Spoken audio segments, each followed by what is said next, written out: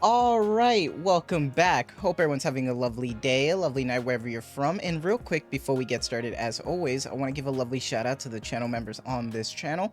So thank you so much to these lovely commanders here that you see on screen. Thank you guys so much for your guys' constant generosity and support to me as always. It really means a lot to me, so thank you guys so much. If you guys are actually interested in becoming a lovely commander yourself, if you are interested in any of these cute and lovely emotes, the loyalty crown badges, you want a special role in the Discord, make sure to join the Discord. But as always, if you choose to do so, thank you so much. Just remember, that's not the only way that you can support me. Just watching the content like you are right now is truly the best way. Liking, subscribing, and commenting, everything really does help.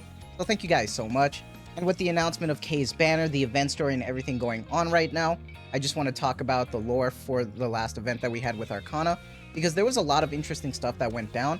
And I really liked our event story. Now, as usual, when it comes to these type of videos, I like a more chill fireplace aspect, and let's talk about it with having it in the background. So let me scoot over and let's put it on screen right here. And when it came to the start of our event, that serious music that they opened it with Ingrid and Arcana, it always gets to me, man.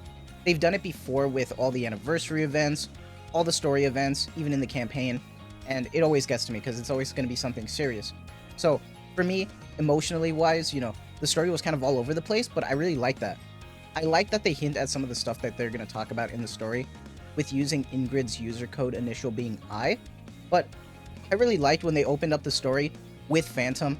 I really like Phantom. She's such a goofball, especially with the Phantom Thieves, referencing that it's time to be a Phantom Thief again. I really like stuff like that, but even with trying to deal with Arcana's memory loss, I do like that they try to show a lot of her aspects of her personality. It's been a while since I feel like we've had a Nikke with such like a wife mommy personality, and honestly, I really like that. I don't know why, it just feels really like nice to see, like especially with the blah blah conversations you have like when you recruit her. It's really awesome to see, and I hope we get more of those type of characters because I actually appreciate that a lot. That's great. And stuff like, her tarot card readings, like when we were trying to figure out like her memories and stuff when we went back to her room, the tarot card readings that like when she locked in and talked about the commander's past, fights with like Indivilia, Nihilister, our struggle with like Modernia / Marion, that stuff was crazy. I was like, oh shit, she locked in, like she's actually real. So that was some huge stuff. And I really like the whole tarot card aspect for her, like the psychic reading and stuff. I think that's really unique to her. I thought it was nice when we were talking with Mary that we discussed more of her issues when it came to her memory wipes, and it reminded me of Anne, and especially with the problems with her nymph. So it just kind of sucks that she kind of goes through a similar situation, except now it's a little bit more dire. But at least she can get her memories back, unlike Anne. It kind of sucks. But I do appreciate how they portrayed the commander when it came to worrying about Arcana. He really wanted to try to help, and he's like, I have enough, like, pretty much like aura. I can try to help. She didn't want any help because she really wants to keep doing this. And you can see that the commander really feels for her. And I actually think that's really awesome. I think it makes the commander a bit more complex just because he really does care about his Nikkes. So stuff like this is just really heartwarming to me, and I actually appreciate that. I thought it was crazy when they were trying to figure out her memories and, going to the cafe and stuff, and then when she kind of like locked in and like was in like a trance, they went to the secret library, and then when she realized that he was also in the secret library, then you see that Perilous Siege was coming for him, and I thought it was ridiculous when you see that it's actually D-Killer wife, so she's undercover again with Kay, which I thought it was kind of cool that, they kind of hinted about Kay with her just being in this event, which is nice. I do wonder if in Kay's event we are going to get a quick little gag of them going back and seeing the commander and stuff, or not, or if it's going to be a completely different situation. We'll have to see. But I thought it was really cute. But it's kind of crazy that it's like serious, but then you see D like call the commander Honey because like that's the nickname in her disguise. And Arcana's like flustered. She's like, wait, are you guys a thing? And I'm like kind of questioning it because like D doesn't give a response. Don't know if she's serious in that moment or if she's waiting to see what the commander says.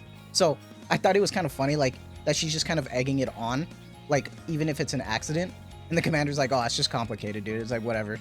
But I do like this moment because even though she was, under order, she was going to kill the commander because that's how strong she is with her code. But I thought it was interesting when they were told, to like kind of hold down and stuff. I like that D's kind of complex because she also tells the commander, if you read the stuff in here, maybe it'll make you more at ease, especially in your leadership position, because she knows how strongly, that stress of having like this crown over your head can be, because, the position she's in as like this executioner squad in Nikke. I was kind of interested when Kay was kind of flustered because she talked about how it just kind of it gave her like whiplash pretty much, because this reminded her of a similar situation, except it turned out differently. So probably whoever came in here by accident also got executed as well. And it kind of sucks because maybe D has more resilience to that, but it looks like with K, it kind of sticks with her. So it's a bit of a whiplash for her. So I thought that was just kind of interesting that they just kind of left that for her. And I really like that complexity between the two. I just thought that was kind of a nice touch. What made me so surprised is comparing the other CEOs to Ingrid. Ingrid is a lot more, I feel like, more involved with the Nikkes. You know, outside of Mattis with Suyin. But when it comes to Ingrid, with the extrinsic squad with, you know, Maiden and a Guillotine, you see the Perilous Siege squad as well. They also have her initial instead of just saying her name. Same thing with D and K. I just thought that was kind of interesting. But seeing her more involved like that, telling them to stand down, the commander's here to go, I just thought that was cool. Now, this is the part of the story that I think to me was kind of peak, because when it came to start talking about, you know, some of the records in the secret area, the past, where you can see like how they try to keep the memories alive, and it was so important for her, and why, you know, even the arc exists now. I thought it was really sweet seeing, like, you know, the commander see all the documentation of those who gave their life, and then you see the legendary commander redact his name because the Nikkes were the true heroes. He doesn't have, he doesn't deserve to have his name there. That was insane aura gains for him. I really like the legendary commander. Now, we still don't know about the whole Supreme Commander stuff from, you know, Mana, but the legendary commander, you know, being portrayed in like Red Ash, seeing little nods here and there, especially like this, was really awesome. The mentions of Johan and the new Mad Dog were really cool. I don't know if we're gonna figure out who the Mad Dog is, but speaking of Oswald, when it came to time to talk about, you know, the founder of the bestseller squad, and he was still anonymous, then you see that piece of paper at the end that said old stories end beautifully. I instantly thought of him. Like, there's no other man who can know that that story tried to end beautifully. Like, Oswald is the GOAT, man. It's insane. But then it instantly gives you whiplash, because we go from talking about, you know, shit, maybe Oswald's the bestseller founder, then we start talking about Arcana, realizing that she's a huge fan of our commander because she documents everything. She loves what we do, and it brings hope to, you know, her and the people of the Ark. I just thought that was really cute. I also thought it was silly when the commander tries to act all macho and stuff and puff his chest out like, yeah, that's me. He's such a dork character at times, but I really like that. But then when it came time to get to the end of the normal story, when we're talking with Ingrid and she's like being honest and saying like, we really don't know much about him. However, there was an initial that he made on a document, and it was O. The fact that the bestseller founder had the initial of O had me weak, okay? We're talking about Oswald being the founder of the bestseller to keep the truth alive and respect the goddesses for what they did was insane aura. The amount of complexity they give this character for one man in a waifu gacha game is impeccable. I always want to know more about him, especially from Overzone.